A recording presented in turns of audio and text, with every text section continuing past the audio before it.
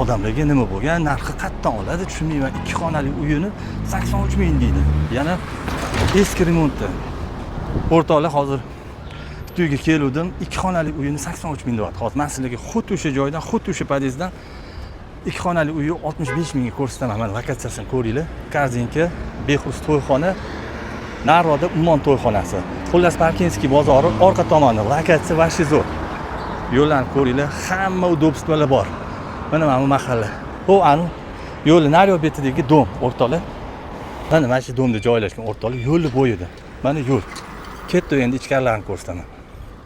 O'rtoqlar 6-etaj chiqdik, liftda mana bu общий koridor o'rtoqlar. Bu yerda bitta qo'shni turadi.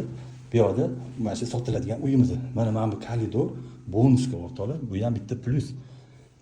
Mana bu kattagina zal. Bu yerda kichkina balkon ham bor mana. Uyimizning umumiy holatiga kelsak, o'rtacha holatda. Hozircha kirib yashasa bo'ladi. Hozir bu bardakligi hisobi arendatorlar turibdi, yaqinda o'sha chiqib ketishligi uchun narsalar sal yoyib turibdi. Mana bu yerda oshxona ham kattagina.